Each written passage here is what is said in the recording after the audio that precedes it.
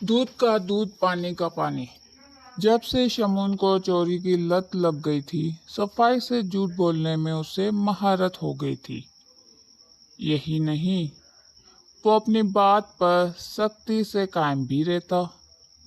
آج بھی گھر میں ایک ہنگامہ برپا تھا، کیونکہ شمون مان ہی نہیں رہا تھا کہ امی کے پرس میں رکھے 3,000 اس نے چوری کیے ہیں۔ ثبوت کسی کے پاس نہ تھا، لیکن یقین سب کو تھا یہ رقم شمون نے اپنے دوست نومی کے بیگ میں چھپا دی تھی۔ نومی کے گھر میں پیسے کی ریل پیل تھی۔ اس کے بیگ سے 3,000 کی رقم نکلنا کوئی بڑی بات نہیں تھی۔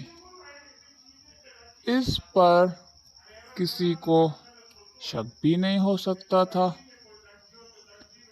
اسی لیے تو چوری کرنے کے باوجود شمون اپنی بات پر ڈٹا ہوا تھا۔ شمون کی امی نے وہ رقم بخار کے باوجود سخت محنت کر کے ایک دن میں 4 سوٹ سی کر کمائی تھی۔ اس رقم میں سے 2,000 کمیٹی اور باقی 1,000 سلائی کا سامان لانے کے لیے رکھی تھی۔ گھر کے کام نمٹا کر پڑوسن کو کمیٹی دینے کی رقم دینے اور بازار جانے کے لیے جب انہوں نے اپنا پرس کھولا تو اس میں سوائے چند 100 کے کچھ بھی نہ تھا۔ وہ تو دل تھام کر رہ گئی۔ کمیٹی کی رقم دینے کی آج آخری تاریخ تھی اور 2 دن بعد جو کپڑے سی کر دینے تھے، اس کے لیے سلائی کا سامان بھی نہیں ہے۔ جو گھر میں نہیں تھا وہ بہت پریشان تھی۔ شمون کی دادی سے بہو کی تکلیف اور پریشانی نہیں دیکھی جا رہی تھی۔ انہوں نے شمون کے قریبی دوستوں کو گھر میں جمع کیا، جو ہر تفریح میں شمون کے ساتھ ہوتے تھے۔ دادی اماں نے باری باری شمون کے دوستوں سے مختلف سوال کیے، لیکن مسئلے کا حل سامنے نہ آیا۔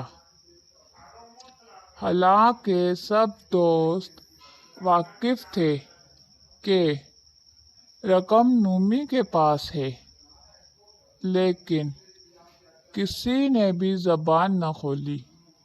شمون کے دوست بھی تقریباً اسی کی عمر تھے، یعنی 12-13 سال کے، اور سارے کے سارے نہایت چالاک۔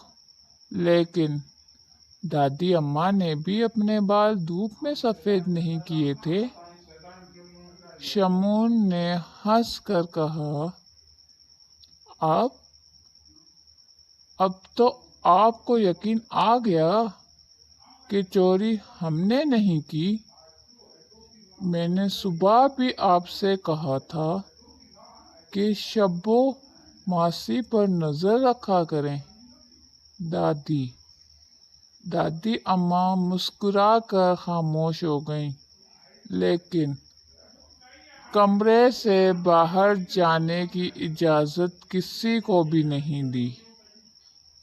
دادی اماں گری گری دروازے کی جانب دیکھ رہی تھی۔ بالآخر شبو ماسی اندر داخل ہوئی۔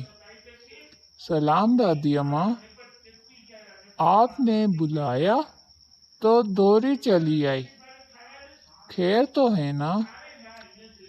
وعلیکم السلام۔ ہاں بھائی شبو، سچ کہو، تم نے بہو کے پرس میں سے پیسے چرائے تھے؟ ماسی بگڑ کر کہنے لگی، آپ مجھ پر چوری کا الزام لگا رہی ہیں؟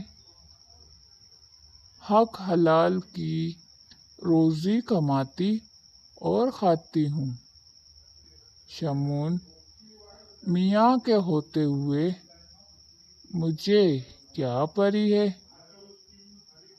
بے ایمانی کی، جبکہ شمون میاں خود ماں کی کمائی پر ہاتھ صاف کر سکتے ہیں۔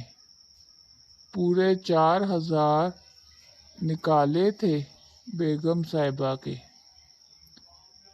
پرس میں سے، میں نے خود دیکھا تھا۔ شمون میاں نے سخت نظروں سے شبو ماسی کو دیکھا۔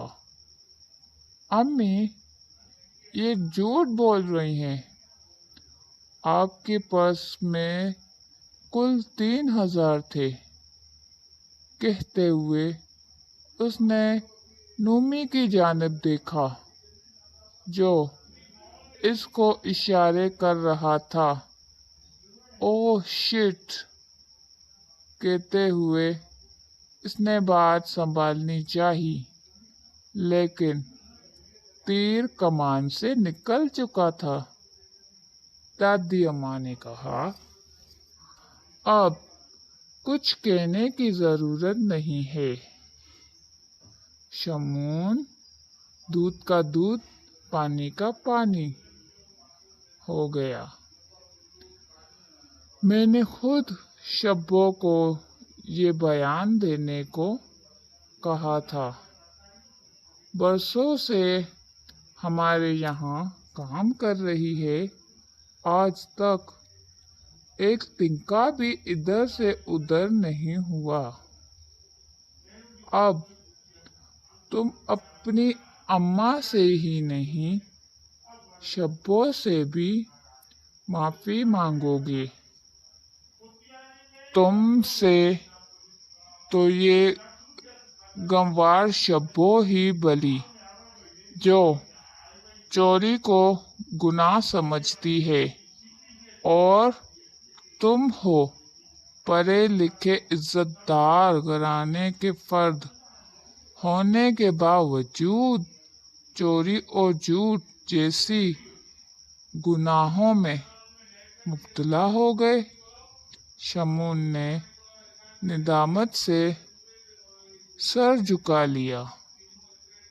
اس نے ماں اور ماسی دونوں سے معافی مانگی، نومی سے چوری کی رقم لے کر ماں کو لوٹا دی، اور ہمیشہ